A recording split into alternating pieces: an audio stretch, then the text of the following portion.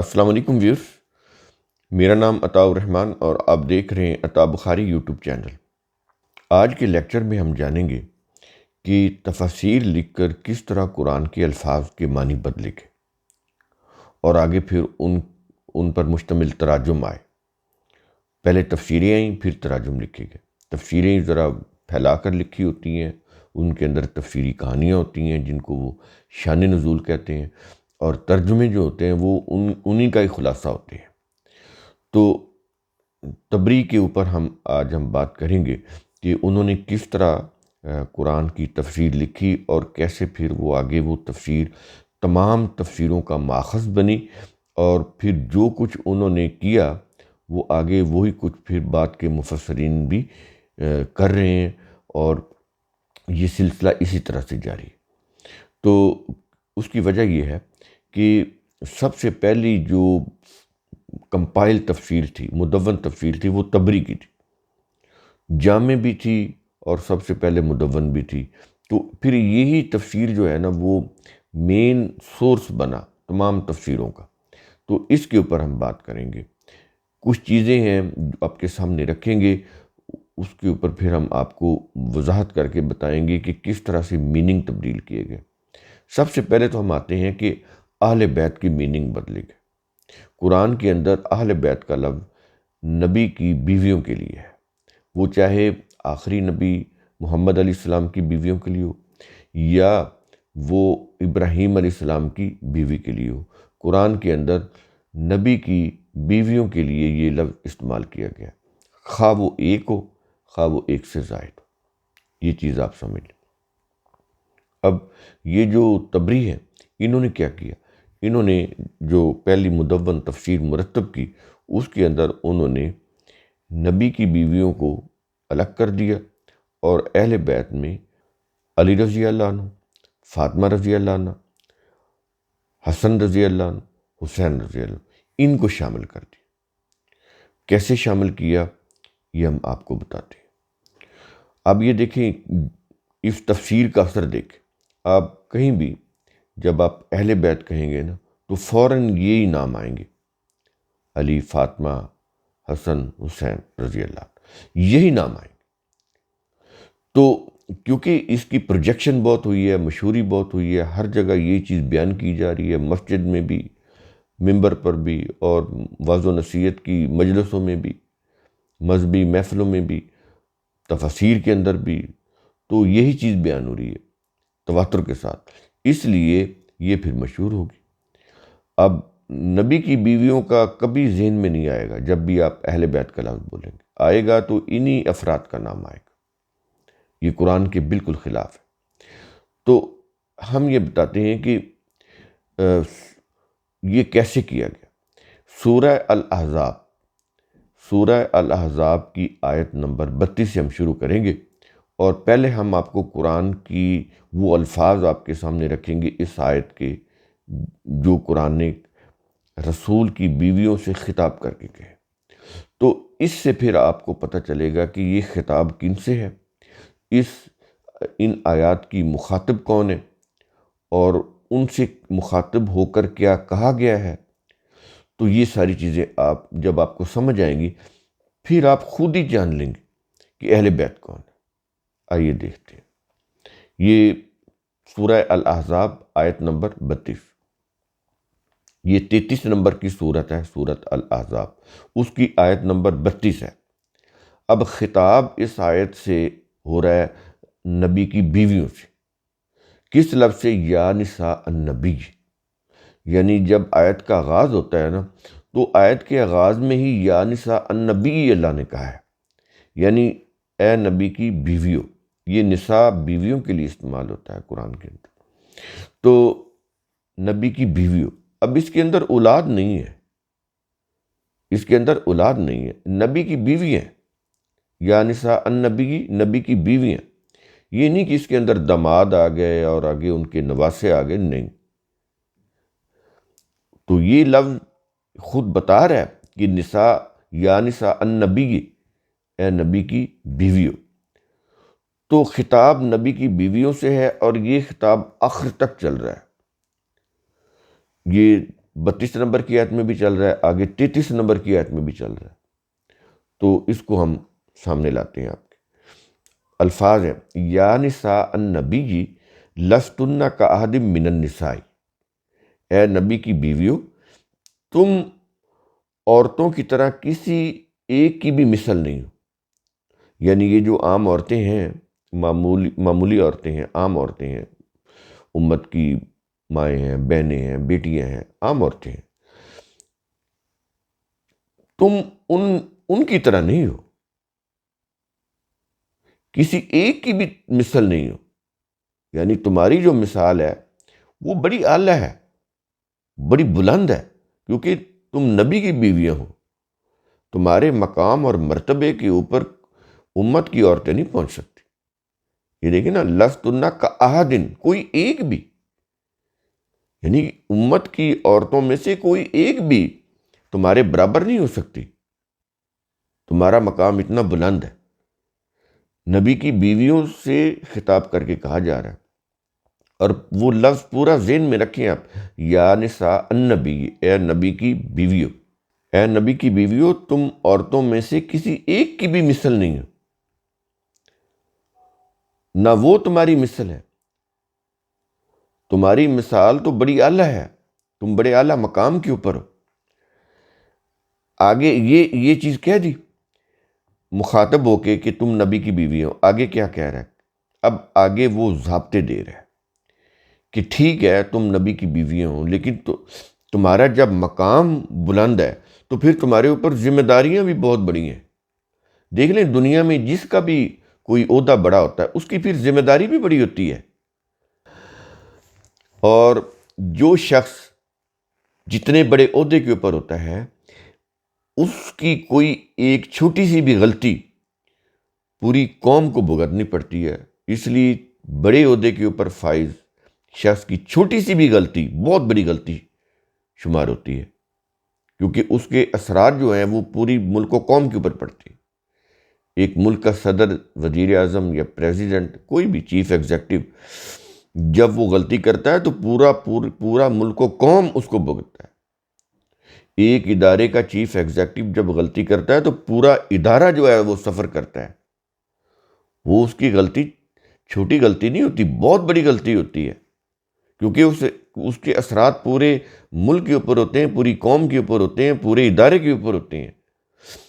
اب نبی کی بیویوں کا مقام اتنا بلند ہے کہ کہہ رہا ہے کہ کوئی بھی امت کی جو عورتیں ہیں، کوئی بھی عورتیں، وہ امت ہو یا خاندان کے بھی لوگ ہوں، یہ نہیں کہ صرف امت، رسول کے خاندان کے بھی جو افراد تھے وہ بھی، ان کی جو عورتیں تھیں وہ بھی نبی کی بیویوں کے برابر نہیں آ سکتی۔ اتنا بڑا مقام دیا اللہ تعالیٰ نے نبی کی بیویوں کو۔ تو یہ چیز کہنے کے بعد کہ تمہارا مقام دنیا کی تمام عورتوں سے بلند ہے، آگے پھر ان کے اوپر ذمہ داریاں بھی ڈال دیں، ان کے لیے پھر ضابطے بھی دے دیے،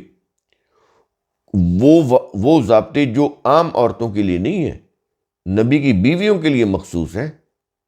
اتنا بڑا مقام ہے، جب اتنا بڑا مقام ہے تو پھر ان کے اوپر ذمہ داریاں بھی اتنی بڑی ڈالی گئیں، اور ان کے اوپر جو ریسٹرکشنز ہیں وہ بھی اتنی بڑی ڈالیں گی، کیونکہ ان کا مقام بہت بلند ہے، کیونکہ ان کی حیثیت جو ہے وہ عورتوں کے لیے ایک آئیڈیل حیثیت رکھتی ہے۔ تو اس لیے بڑی اہمیت دی گئی، بڑا فوکس کیا گیا، ان کی خاص تربیت کی گئی، خاص ضابطے دیے گئے نبی کی بیویوں کے لیے۔ اب آگے قرآن وہ ضابطے بیان کر رہا ہے تاکہ کہیں یہ نہ ہو کہ تم یہ سمجھو کہ ہمارا مقام تو بہت بلند ہو گیا، اب ہم جو چاہیں کریں۔ اس لیے پھر سخت ترین ضابطے بھی ان کے لیے دیے گئے، نبی کی بیویوں کے لیے۔ آگے وہ آ رہے ہیں، کیا یہ رہا انِتَّقَیْتُنَّ، اگر تم اللہ کی نافرمانی سے بچنا چاہتی ہو۔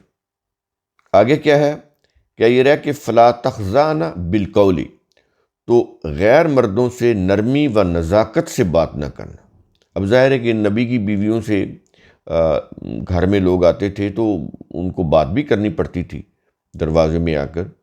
تو اب ضابطہ یہ بتایا جا رہا ہے کہ وہ ایسے لوگ جب کوئی مجبوری کی حالت میں ان سے بات کرنی پڑ جائے تو ان کے ساتھ نرمی اور نزاکت سے بات نہیں کرنی، یہ چیز کیوں نہیں کرنی، آگے اس کی وجہ بتائی جا رہی. کیا یہ رہا کہ فَيَطْمَعَ الَّذِي فِي قَلْبِهِ مَرَضٌ، تاکہ جس کے دل میں مرض ہے وہ کوئی غلط امید نہ پیدا کر لے. ایک شخص دروازے پہ آیا، اس سے بات کرنی ہے، تو اگر خاتون اس سے نرمی سے بات کرے گی، نزاکت سے بات کرے گی، کسی ادا سے بات کرے گی، تو اس کے دل میں کوئی غلط خیال پیدا ہو سکتا ہے. یہاں تک خیال کیا گیا ہے نبی کی بیویوں کی عزت کا، حرمت کا. اللہ تعالیٰ نے یہاں تک خیال کیا ہے کہ ان کو یہ تک چیز بتائی ہے کہ نرمی اور نزاکت سے بات نہیں کرنی، تاکہ کسی کی دل میں تمہارے متعلق کوئی برا خیال پیدا نہ ہو جائے. اندازہ لگائیں کہ کس انداز سے قرآن نبی کی بیویوں کو ضابطے سکھا رہا ہے. تو جب یہ نہیں کرنا، نرمی اور نزاکت سے بات نہیں کرنی، تو پھر کیسے بات کرنی ہے؟ آگے وَقُلْنَ قَوْلًا مَعْرُوفًا، لہٰذا صاف سیدھی بات کرو، بالکل اسٹریٹ فارورڈ بات کرنی ہے، کوئی اس میں نرمی نزاکت نہیں ہونی چاہیے. صاف اور اسٹریٹ فارورڈ بات یہ کرنی ہے. یہاں پر 32 نمبر کی آیت ختم ہوگی، آگے شروع ہو رہی ہے 33 نمبر کی آیت. کیا یہ رہا کہ وَقَرْنَ فِي بُيُوتِكُنَّ، اور اپنے گھروں میں قرار سے ٹکی رہو. یہاں پر لفظ ہے کرنا، قرار سے، بے قراری سے نہیں رہنا گھر میں کہ یہ ہمارے اوپر کیا سینکشن لگ گئی ہے، ریسٹرکشن لگ گئی ہے، ہم باہر بھی نہیں نکل سکتے تو اس کے اوپر پھر کڑنے لگ جاؤ. ایسا بھی نہیں ہے. گھر میں رہنا ہے اور قرار سے رہنا ہے، مطمئن ہو کر قرار سے رہنا ہے، بے قراری سے نہیں رہنا کہ یہ کیا پابندی لگ گئی کہ ہم باہر نہیں نکل سکتے. اندازہ لگائیں، الفاظ دیکھیں کیسے زبردست ہے. اس کے بعد کیا یہ رہا ہے کہ وَلَا تَبَرَّجْنَ تَبَرُّجَ الْجَاهِلِيَّةِ الْأُولَىٰ، پہلی جاہلیت کی طرح زیب و زینت اور بناؤ سنگار کا اظہار نہ کرنا. دیکھ رہے ہیں کتنے ضابطے دے رہا ہے، کتنی ریسٹرکشن لگا رہا ہے قرآن کریم نبی کی بیویوں کے اوپر.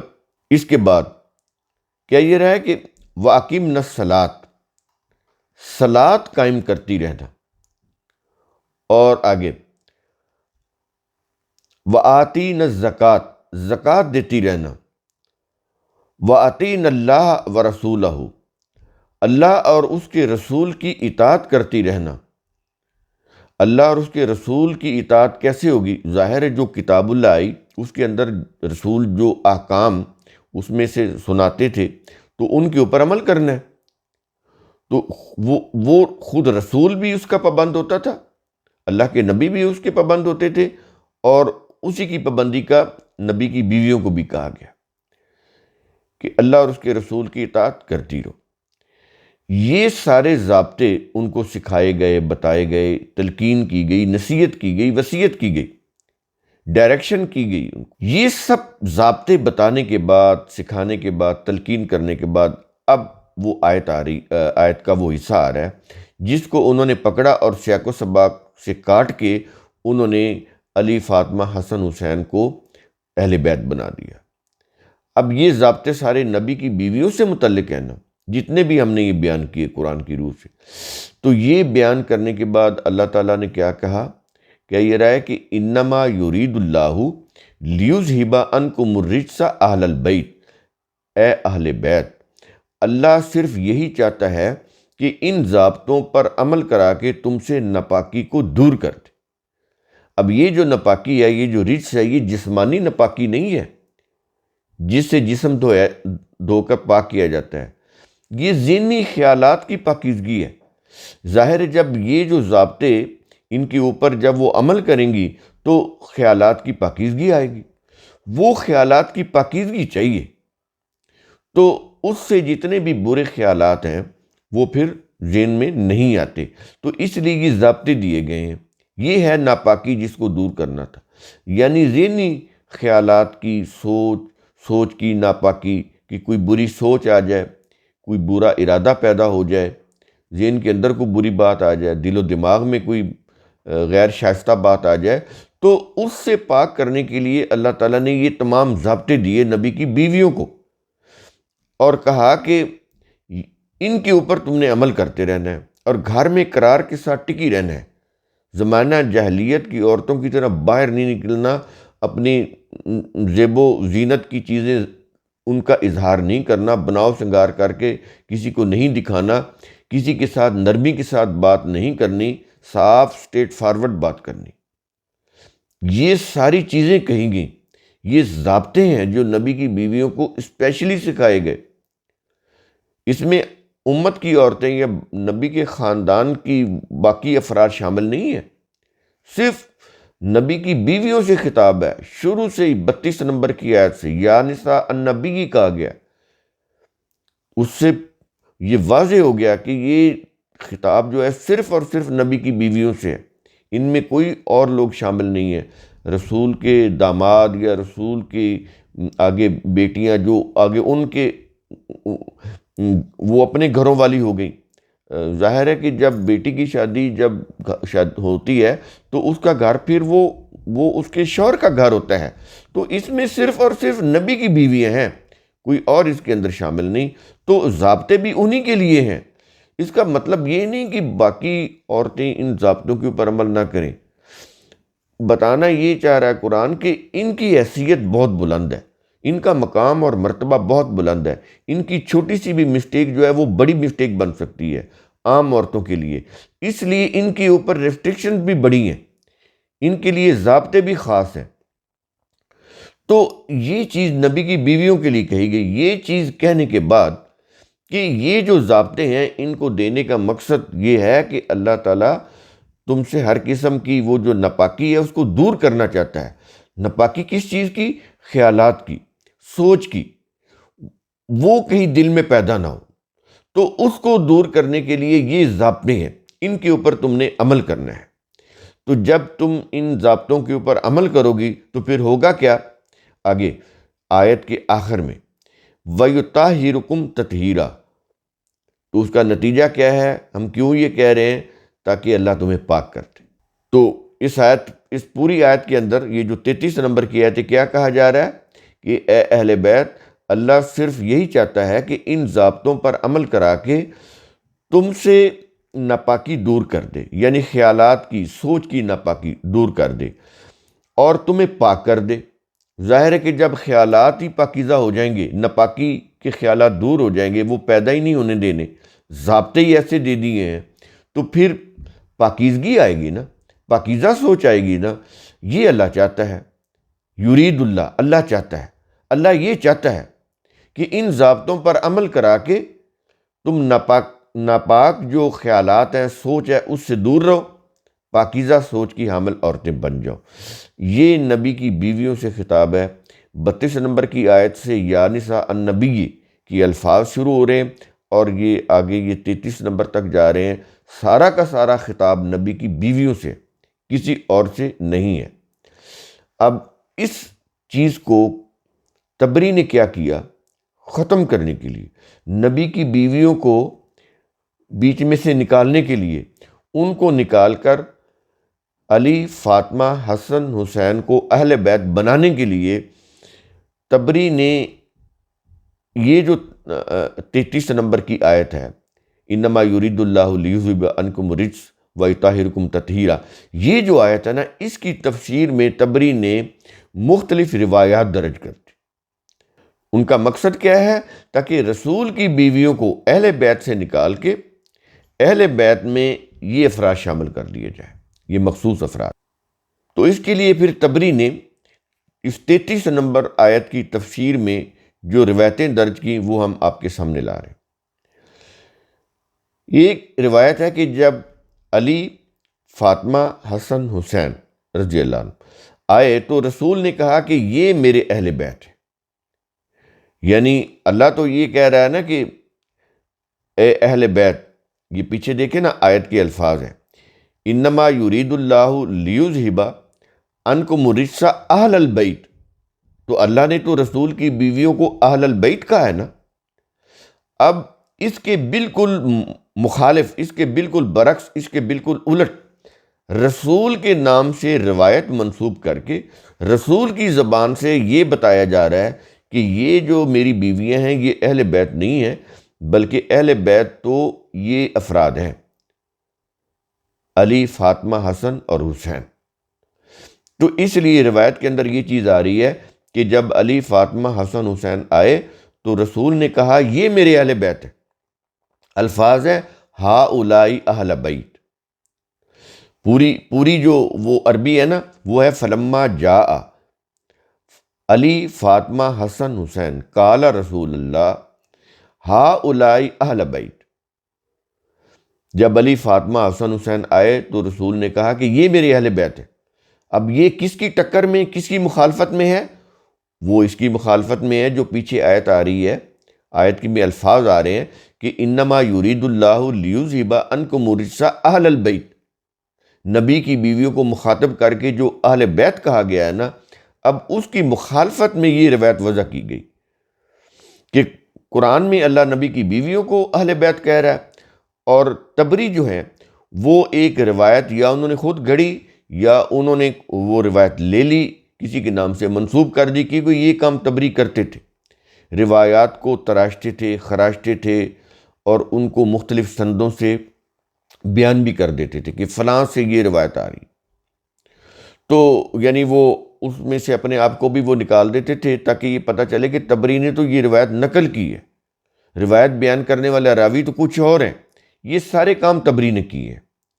یہ جتنی بھی کاراگری ہے نا تفسیر کے اندر، یہ ساری تبری نے کی، اس کا آغاز تبری نے کیا۔ تو آگے یہ پھر یہ فن پھیلا کہ کیسے روایات کو اس کی روح سے قرآن کی آیات کے میننگ کو بدلنا ہے۔ تو بنیاد تبری صاحب نے رکھی۔ تو ہم نے آپ کو یہ بتا دیا، قرآن کی آیت بھی آپ کے سامنے رکھ دی، اس کے الفاظ بھی آپ کے سامنے رکھ دیے، اور روایت کے الفاظ بھی سامنے رکھ دیے کہ نبی کی زبان سے قرآن کے بالکل مخالف کہا گیا کہ یہ میری اہل بیت ہے، یعنی میری بیویاں جو ہیں نا یہ اہل بیت نہیں ہیں، یہ اہل بیت ہیں، علی، فاطمہ، حسن اور حسین رضی اللہ عنہ۔ اب دوسری جو روایت ہے نا وہ ہے ام سلمہ۔ بڑے غور سے آپ سنیے گا کہ بات کیا ہو رہی ہے۔ ام سلمہ رضی اللہ عنہ کی روایت ہے، یعنی ان سے منسوب ہے، یہ نہیں کہ انہوں نے کہا، منسوب ہے، ساری یہ چیزیں بنائی گئی ہیں۔ اب دوسری روایت ام سلمہ کی کیا ہے کہ قالت ام سلمہ نے کہا ان النبی، یہ پوری ایک عبارت ہے، دعا علی و فاطمہ والحسن والحسین، یہ سارے الفاظ دیے ہیں اس کے اندر، تحت ثوب کا لفظ دیا ہے کہ ثوب کپڑے کو بولتے ہیں، وہ جو کمبل تھا، تو اس کے اندر ان کو داخل کر دیا۔ تو داخل کرنے کے بعد ثم قال، رسول نے کہا اللہم ہؤلاء اہل بیتی۔ یہ روایت کے خاص الفاظ میں نے آپ کو بتائے ہیں۔ اب اس کا پورا ترجمہ، ام سلمہ رضی اللہ عنہ نے کہا کہ نبی علیہ السلام نے علی رضی اللہ عنہ، فاطمہ رضی اللہ عنہ، حسن رضی اللہ عنہ اور حسین رضی اللہ عنہ کو بلایا، نبی نے بلایا اور انہیں اپنی چادر کے اندر ڈھانپ لیا۔ وہ لکھا تحت ثوب، چادر کے اندر ڈھانپ لیا۔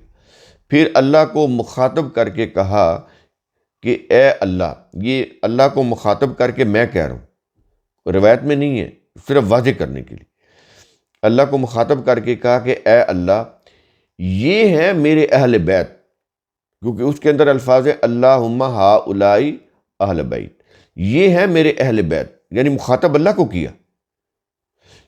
اس کا مطلب یہ ہوا کہ اے اللہ، جو تو نے اہل بیت کہا ہے قرآن کے اندر وہ نہیں، میرے اہل بیت وہ ہیں جن کو میں نے اپنی چادر کے اندر لیا ہوا ہے، جن کو میں نے بلایا ہے، اپنی چادر میں داخل کر دیا ہے۔ اس کو وہ بولتے ہیں چادر تطہیر۔ اندازہ لگائیں کس طرح سے الفاظ انہوں نے وضع کیے۔ وَيُطَهِّرُكُمْ تَطْهِيرًا، یہ قرآن کے الفاظ ہیں نا، اس سے انہوں نے چادر تطہیر بنائی۔ ہم نے آپ کو بتایا ہے نا کہ یہ قرآن سے الفاظ لیتے ہیں اور اس سے پھر یہ اپنی مذہب کی اصطلاحیں کوائن کرتے ہیں۔ جیسے قرآن میں ہے نا کہ فَمَسْتَمْتَعْتُمْ، اس سے انہوں نے پھر متع بنایا، یعنی قرآن کے الفاظ سے ملتے جلتے الفاظ کوائن کرتے ہیں اور اپنے مذہب کی چیزیں بناتے ہیں، اور وہ قرآن کے خلاف ہوتی ہیں۔ قرآن کے یہ الفاظ قرآن کے خلاف استعمال کرتے ہیں، تھوڑے تھوڑے ان کو چینج کر کے، ان کو قائم کر کے۔ تو پھر اللہ کو مخاطب کر کے کہا کہ اے اللہ، یہ ہیں میرے اہل بیت، ان سے تمام نجاست دور کر دے۔ اب وہ قرآن والے الفاظ آ رہے ہیں، اور ان کو مکمل پاک کر دے۔ وہ جو قرآن کے الفاظ تھے نا، اس کو انہوں نے تھوڑا سا چینج کر کے اس کو ایک دعائیہ انداز دے دیا ہوا ہے۔ قرآن میں یہ چیز آ رہی ہے کہ اللہ ان ضابطوں کے اوپر عمل کرا کے تمہیں پاک صاف کرنا چاہتا ہے، تمہاری سوچ کو پاکیزہ بنانا چاہتا ہے۔ تم ان ضابطوں کے اوپر عمل کرو جو ہم نے دیے ہیں، تاکہ تمہاری سوچ پاکیزہ رہے، تمہاری شخصیت میں نکھار پیدا ہو۔ شخصیت میں پاکیزگی ہے، سوچ میں پاکیزگی ہے۔ قرآن اور بات کر رہا ہے، انہوں نے وہی الفاظ اٹھا کے اس کو دعائیہ بنا دیا کہ اے اللہ یہ ہے میرے اہل بیت، ان سے تمام نجاست دور کر اور ان کو مکمل پاک کر دے۔ یہ روایت کا ترجمہ میں بتا رہا ہوں۔ تو اس کے بعد ام سلمہ نے کہا کہ میں نے رسول سے پوچھا کہ اے اللہ کے رسول، کیا میں بھی ان کے ساتھ نہیں ہوں جن کو آپ نے چادر میں لے کے اللہ کو مخاطب کر کے یہ دعا کی ہے کہ اللہم ہؤلاء اہل بیت، کہ اے اللہ یہ میری اہل بیت ہیں، تو کیا میں بھی ان میں شامل نہیں ہوں؟ یعنی دوسرے لفظوں میں آپ مجھے بھی اس کمبل میں، اس چادر میں لے لیں اور میرے لیے بھی یہ دعا کر دیں کہ یہ میری اہل بیت ہے۔ تو اس کے جواب میں رسول نے کیا کہا کہ تم خیر پر ہو۔ یہ لفظ دیکھیں قرآن کے، تم خیر پر، انکی علی خیرن، انکی علی خیرن، تم خیر پر ہو، یعنی تم اہل بیت میں نہیں ہو۔ یہ تو پھر انڈرسٹوڈ ہو گیا نا، اس کے اندر یہ چیز آ گئی۔ یہ چیز تبری کو تو کہنے کی ضرورت ہی نہیں، لاشعوری طور پر اس نے یہ چیز ڈال دی کہ رسول نے ان کو اہل بیت میں شامل نہیں کیا، بلکہ یہ کہا کہ انکی علی خیرن، کہ تم خیر پر ہو۔ اب یہ جو ہے نا جملہ انکی علی خیرن، یہ بیلنس کرنے کے لیے ہے، یہ اس کڑوی گولی کو ہضم کرنے کے لیے ہے کہ یہ رسول کی بیویاں اہل بیت نہیں ہیں۔ ام سلمہ اہل بیت میں سے نہیں ہو سکتی جو رسول کی بیویاں تھیں۔ اہل بیت تو یہ ہیں علی، فاطمہ، حسن، حسین۔ اس طرح سے یہ روایت وضع کی گئی، گھڑی گئی، تراشی گئی، اور قرآن کی وہ جو آیت ہے 33 نمبر کی آیت ہے، اس کی تفسیر میں بیان کی گئی، تاکہ اللہ تعالیٰ نے نبی کی بیویوں کو جو اہل بیت کہا ہے وہ کسی طرح سے انڈو ہو جائے، اور نبی کی جو اہل بیت ہیں، بیویاں ہیں، وہ اس میں سے نکل جائیں اہل بیت کے زمرے میں، اس کیٹیگری میں، اور یہ داخل کر دیے جائیں یہ افراد، مخصوص افراد۔ دیکھیں نا، نبی کی بیویوں کو تو اللہ نے بغیر کسی دعا کے کہا ہے کہ اہل بیت، نبی نے کوئی دعا نہیں کی، تو بغیر کسی دعا کے جو ان کا مقام، منصب ہے، جو ان کی کیٹیگری ہے، اسی کے مطابق ان کو خطاب کیا۔ پہلے یا نساء النبی کہا، اے نبی کی بیویوں، پھر کہا کہ اہل بیت، کہ تم رسول کی اہل بیت ہو، نبی کی اہل بیت ہو۔ تو اس کے لیے تو کوئی دعا کرنے کی ضرورت نہیں تھی کہ کون اہل بیت ہو اور کون نہ ہو، جو تھے اللہ نے بتا دیا کہ یہ اہل بیت ہے۔ اب اس کو انڈو کرنے کے لیے، اس سے انحراف کرنے کے لیے نبی کی زبان سے کہلوایا جا رہا ہے، روایت وضع کر کے، ام سلمہ سے منسوب روایت وضع کر کے کہا جا رہا ہے کہ نبی یہ دعا کر رہے تھے ان افراد کو چادر میں لے کے کہ اے اللہ یہ میرے اہل بیت ہے۔ تو جب ام سلمہ رضی اللہ عنہ پاس کھڑی ہیں اور رسول کی بیوی ہیں، زوجہ ہیں، اور وہ بیوی کہتے ہیں کہ رسول کی تمام بیویوں میں سب سے زیادہ دین جاننے والی، اسلام کو سمجھنے والی، پڑھی لکھی ام سلمہ رضی اللہ عنہ۔ عائشہ رضی اللہ عنہ تو چھوٹی تھی، یعنی یہ روایتوں کے لحاظ سے میں بتا رہا ہوں چھوٹی تھی، یعنی یہ بات کی بات ہے، یہ اور پھر بحث چل پڑے گی۔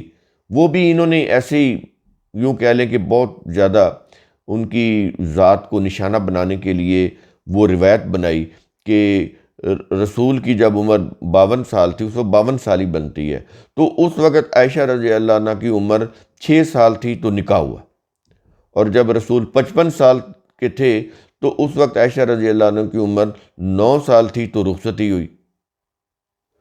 اب 9 سال کی بچی کے ساتھ 55 سالہ شخص کی رخصتی، اب یہ آپ خود دیکھ لیں کہ یہ کیا چیزیں کی انہوں نے۔ رسول کی ذات کو بھی نشانہ بنایا اور ابو بکر صدیق رضی اللہ عنہ کی بیٹی کی ذات کو بھی نشانہ بنایا۔ انہوں نے اس روایت سے دونوں کو نشانہ بنایا۔ رسول کی جو اتنی بلند اور پاکیزہ ذات ہے، اس کے خلاف یہ روایات ہیں، تو وہ روایات تو نکالیں، ان کو رکھا ہوا ہے، ان روایات کو وہ پڑھا رہے ہیں مدرسوں کے اندر، تقسیم اسناد ہو رہی ہیں، بخاری کے ختم ہو رہے ہیں، تو سندیں تقسیم ہو رہی ہیں یہ روایتیں پڑھ کر، تو پہلے وہ تو ختم کرے پھر بات آگے چلے گی۔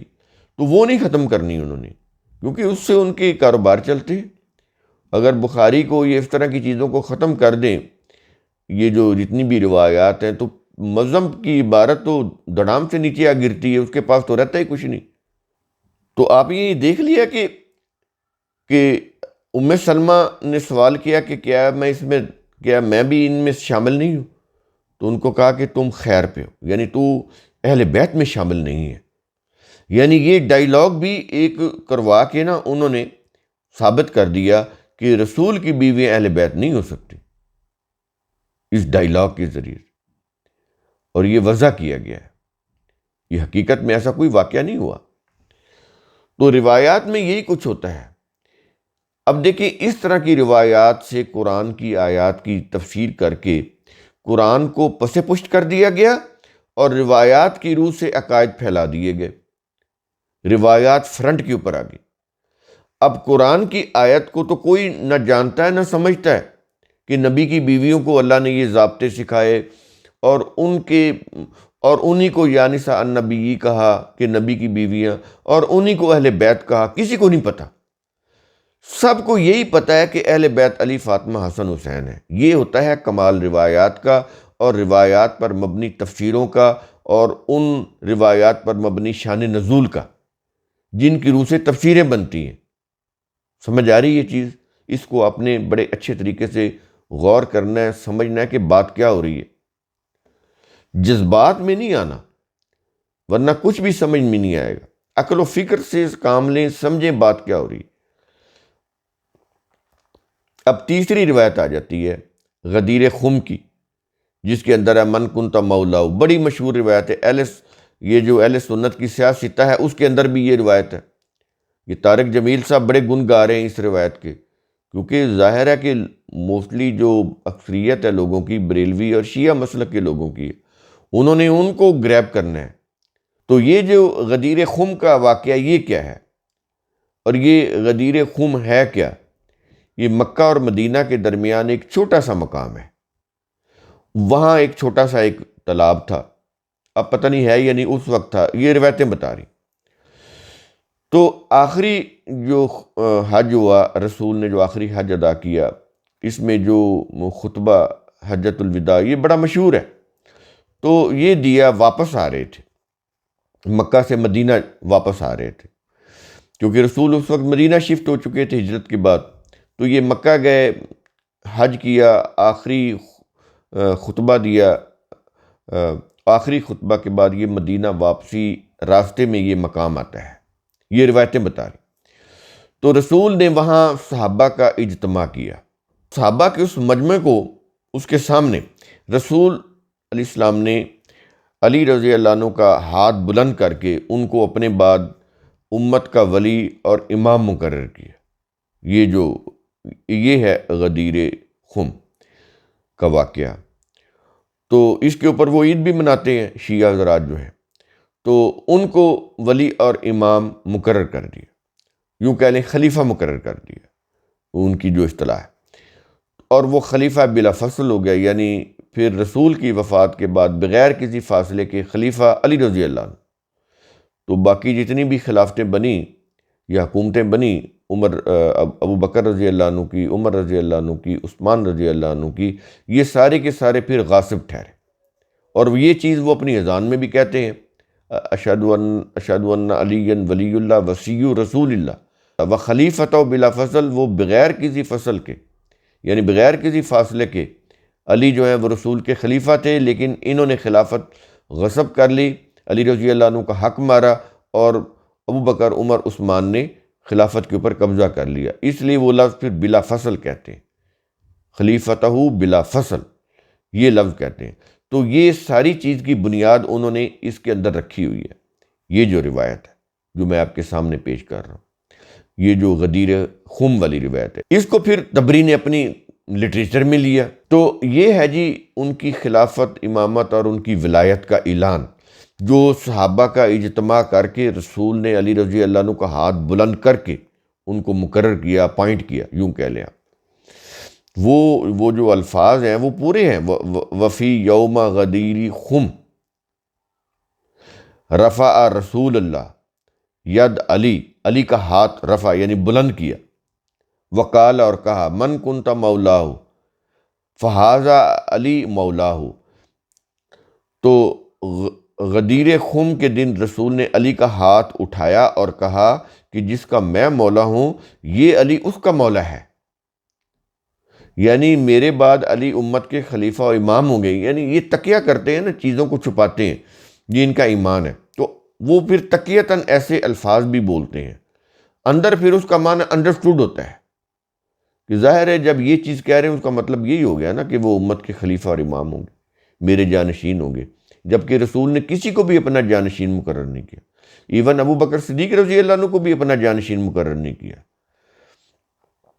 اور پھر یہ چیزیں انہوں نے مسخ کرنے کے لیے وہ ثقیفہ بنو ساعدہ کا اجتماع اس کی حویلی میں وہ بنایا، وہ سارا جھوٹ کا پلندہ ہے، جتنا بھی وہ تاریخ کا واقعہ سب جھوٹ ہے۔ اس کے اندر کچھ چیزیں سچ ہو سکتی ہیں، لیکن اس سچ کو انہوں نے ایسا مسخ کر کے ایسی ایسی کہانیاں بنائی ہیں کہ انسان حیران ہو جاتا ہے کہ نبی فوت ہونے کے بعد وہ ان کا پڑا ہوا تھا، میت پڑی ہوئی تھی، اور یہ جھگڑ رہے تھے کہ حکمران کس نے بننا ہے، یہ اپنی حکمرانی کے لیے جھگڑ رہے تھے۔ رسول کی تربیت اتنی کمزور نہیں تھی، رسول کی تربیت، ان کی صحبت اتنی کمزور نہیں تھی کہ وہ مرتے ہی اس کا اثر ختم ہو گیا ہو، ایسا نہیں تھا۔ رسول کے جتنے بھی صحابی ان میں کوئی ایک بھی منافق نہیں تھا۔ یہ منافقین کو الگ کیٹیگری میں قرآن نے بیان کیا ہے، اور صحابہ کی مومنوں کی کیٹیگری کو قرآن نے الگ بیان کیا ہے۔ یہ جو مفسرین ہیں موسٹلی شیعہ ہیں، یہ ان کو مکس اپ کر دیتے ہیں، اور جہاں منافقین کا ذکر آتا ہے وہ پھر اس میں صحابہ کو لے آتے ہیں، جبکہ کوئی ایک بھی صحابی منافق نہیں تھا۔ یہ مرزا جیلمی صاحب جو ہے نا، اپنی وہ پڑھانے کے لیے، ویورشپ بڑھانے کے لیے اس طرح کی چیزیں بڑی پھیلاتے ہیں، بڑی کاراگری کرتے ہیں، وہ صحابہ کے اوپر منافقت کا الزام لگاتے ہیں، اپنے ایمان کا پتہ نہیں، خود وہ کیس میں اندر ہیں، ضمانت پہ رہا ہوئے ہیں، اپنی حالت کا انہیں پتہ نہیں ہے، اور وہ جج بنے بیٹھے ہیں صحابہ کرام کے ایمان کا، صحابہ کرام کے اوپر جج بنے بیٹھے ہیں کہ فلاں منافق تھا، فلاں منافق تھا، فلاں اہل بیت کا دشمن تھا۔ پہلے تم اپنی خبر تو لو کہ تم کیا ہو، تمہاری حیثیت کیا ہے کہ تم 1400 سال کے بعد آ کے یہ جو رافضیوں کی کتابیں پڑھ کے ان سے تم حوالے لے کے صحابہ کے اوپر اعتراض کرنے بیٹھ گئے ہو۔ تو اللہ کی 700 آیات ہیں جن کے اندر اللہ تعالیٰ نے اپنے رسول کے صحابہ کی ایمان کی گواہی دی ہے، تو تمہاری حیثیت کیا ہے، تمہاری کتابوں کی حیثیت کیا ہے کہ تم صحابہ کے اوپر انگلی اٹھاؤ، ان کے ایمان کے اوپر انگلی اٹھاؤ۔ اللہ نے قرآن کی 700 آیات کے اندر رسول کے صحابہ کی ایمان کی گواہی دی ہے، ان کے خلوص کی گواہی دی ہے۔ تو ان سے کوئی فرق نہیں پڑتا، یہ مرزا جیلمی جیسے ہزاروں لاکھوں لوگ آ جائیں فتنہ پھیلانے والے، کوئی فرق نہیں پڑے گا۔ قرآن کا پیغام اپنی جگہ کے اوپر اٹل ہے، پہاڑ کی طرح اٹل ہے، ہلا نہیں سکتا کوئی ان کو۔ جتنی مرضی آپ کتابیں لکھ لیں، یہ کتنی کی پروپیگنڈا کریں گے، جتنا مرضی کر لیں، قرآن کے الفاظ اپنی جگہ کے اوپر کھڑے ہوئے ہیں۔ پڑھیں قرآن، بشرطے کہ قرآن پڑھیں۔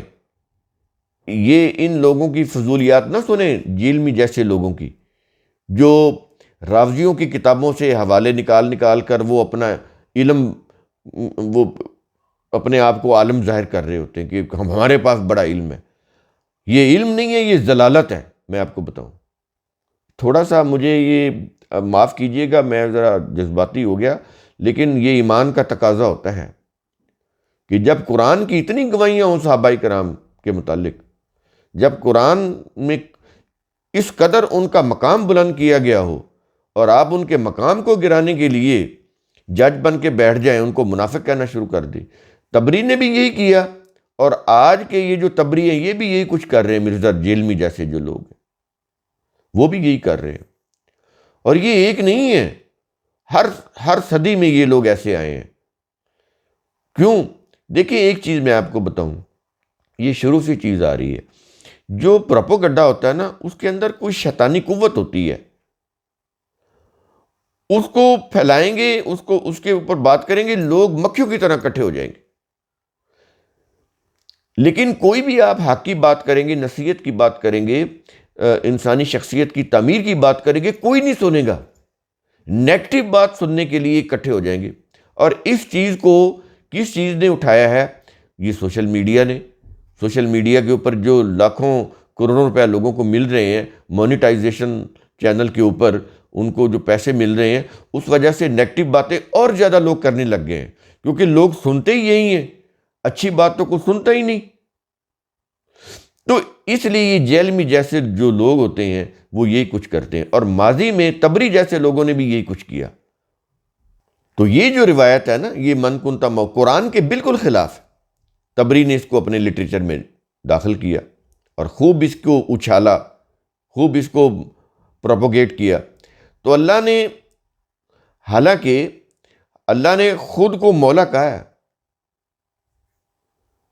اللہ نے اپنے آپ کو مولا کہا ہے، لیکن وہ اللہ کا جو مولا ہونا نا، وہ تو کسی کو نظر ہی نہیں آتا، ہر ایک کو علی ہی مولا نظر آتے ہیں. یہ روایات کا کمال ہے. کبھی رسول کو بھی کسی نے مولا کہا ہے؟ رسول کا مقام تو علی رضی اللہ عنہ سے بلند ہی تھا نا. رسول کو کبھی کسی نے مولا کہا ہے تو علی کو ہی مولا کیوں کہتے؟ کیونکہ پروپیگنڈا کیا گیا ہے، اس طرح کی ذہنیت بنائی گئی ہے. یہ روایت، اس روایت سے علی رضی اللہ عنہ مولا بن گئے، جبکہ مولا صرف اللہ ہے. وہ قرآن میں آیا تھا، انت مولانا فانصرنا علی القوم الکافرین. نبیوں کی دعا ہے کہ اللہ، اے ہمارے مولا، اے اللہ تو ہمارا مولا ہے، ہمیں کافروں کے اوپر فتح یابی عطا کر، ان کے اوپر ہمیں فتح دے، ہمیں غلبہ دے. تو نبیوں کی تو دعائی ہے، اس کے اندر تو وہ اللہ کو مولا کہتے ہیں. انہوں نے یہ روایت گڑھ کے علی کو مولا بنا دیا. تو ٹھیک ہے، بناتے رہے، بھگت بھی تو رہے نا. قرآن سے سب سے بڑا اثر کیا ہوا؟ قرآن سے ہی دور ہو گئے. ان کے پاس قرآن بھی نہ رہا. تو جب قرآن ہی نہ رہا تو پھر رہا کیا؟ یہ روایات، فضولیات جس میں وہ پڑے ہوئے ہیں، لوگوں کو اس میں گمراہ کر رہے ہیں. اس کے بعد آ جاتی ہے کہ روایت الطیر. یہ طیر پرندے کو بولتے ہیں. یہ کیا ہے کہ رسول کے سامنے ایک بنا ہوا پرندہ پیش کیا گیا. یہ تبری صاحب کا علم دیکھیں آپ. بنا ہوا پرندہ پیش کیا گیا تو انہوں نے، رسول نے دعا کی کہ اے اللہ، اپنی مخلوق میں جو تجھے سب سے زیادہ محبوب ہے، تجھے سب سے زیادہ جو محبوب ہے، اسے میرے پاس بھیج دے. وہ میرے ساتھ آئے، وہ میرے پاس آئے اور میرے ساتھ کھائے. اس کے بعد علی آئے، تب نبی نے ان کے ساتھ مل کے وہ بھنا ہوا پرندہ کھایا. اب یہ اللہ سے دعا کر رہے ہیں. بھئی اگر علی رضی اللہ عنہ کو کھلانا تھا تو وہ علی رضی اللہ عنہ کو بلا لیتے. وہ کون سے دوسرے شہر میں رہ رہے تھے؟ پاس پاس ہی تو رہ رہے تھے. وہ کتنی کی آبادی تھی وہ. تو سپیشل دعا کرنے کی، پھر اللہ کو کہنے کی کہ جو تجھے سب سے زیادہ محبوب ہے. یعنی اس میں یہ بتایا جا رہا ہے کہ اللہ کو علی سے زیادہ محبوب اور کوئی نہیں ہے. پھر اس میں تو رسول بھی گئے، اس میں تو پھر علی آتے ہیں کہ سب سے زیادہ محبوب تو پھر علی ہوئے نا. پھر رسول کہاں ہیں؟ ان کی ذات، ان کی شان، ان کا مقام اور مرتبہ وہ کدھر گیا؟ تو وہ تو کہتے ہیں کہ علی رضی اللہ عنہ کا جو مقام ہے وہ تمام انبیاء سے بلند ہے. یہ جتنی بھی کتابیں ہیں وہ پڑھیں آپ، ان کا معتبر لٹریچر اس کے اندر لکھا ہوا ہے کہ علی کا مقام نبی سے بلند ہے. تو ان کے تو مستند لٹریچر میں یہ لکھا ہوا ہے کہ علی کا مقام اور مرتبہ نبی سے بلند ہے. یہی چیز اس کے اندر آ رہی ہے کہ اے اللہ، جو تجھے سب سے زیادہ محبوب ہو وہ آئے میرے پاس، کوئی اور نہ آئے. تو وہ آئے تو پھر نبی نے وہ بھنا ہوا گوشت کھایا. اب یہ سارا جھوٹا واقعہ ہے، لیکن ان کی دکانداری چمک رہی ہے. لوگ آ رہے ہیں ان سے سودا لے رہے ہیں یہ جھوٹی روایات، اور وہ اپنے آپ کو مومن بھی کہلا رہے ہیں۔ پھر آ جائیں جی یہ قصص الانبیاء، یہ ایک اور طرح سے میں آپ کو ایک اور اینگل سے بتاتا ہوں کہ تبری کی کارستانی کیا تھی۔ قرآن کے متن اور سیاق سے ہٹ کر انہوں نے قصے بیان جو کیے ہیں نا، وہ اس لیے کہ تاکہ قرآن سے توجہ ہٹ جائے۔ وہ اتنے پر اثر، حیرت انگیز، پر اسرار قصے ہیں کہ انسان ان میں کھو جائے اور قرآن سے توجہ ہی ہٹ جائے۔ یہ تھا تبری صاحب کا کمال۔ تو پھر ان کی جو تفسیر پڑھتا ہے وہ پھر اس کی تفسیر میں گم ہو جاتا ہے، قرآن تو اس کے ہاتھ سے چھوٹ جاتا ہے۔ تو اس میں بہت ساری چیزیں ہیں، وہ آپ یہ دیکھ لیں نوح علیہ السلام کا جو واقعہ، اس میں کیسے کشتی بنی، کتنے وہ اس کے عرشے تھے، کس عرشے میں کیا رکھا ہوا تھا، کس طرح وہ جانوروں کا ایک ایک وہ جوڑا آیا اس میں بیٹھا، یعنی پوری تفصیل، یعنی جو قرآن میں ہے ہی نہیں۔ تبری صاحب نے وہ قصے بیان کیے ہیں کہ جہاں پہ دیکھا نا قرآن نے ایک اجمالی بات کی اور اس کی ضرورت ہی نہیں تھی تفصیل دینے کی، جتنی ضرورت تھی وہ بات کر دی۔ آگے پھر اس کو لے کے قرآن نے پھر ایسے لچھے دار اس کی داستانیں بنائیں، ایسے قصے بنائے، ایسے پر اسرار، ایسے سحر انگیز کہ انسان اس کی سحر انگیزی میں کھو جائے، قرآن کے جو پیغام ہے، اس کی جو ہدایت ہے، اس سے ہی ہٹ جائے۔ یہ کمال ہے تبری صاحب کی تفسیر کا جو انہوں نے کیا۔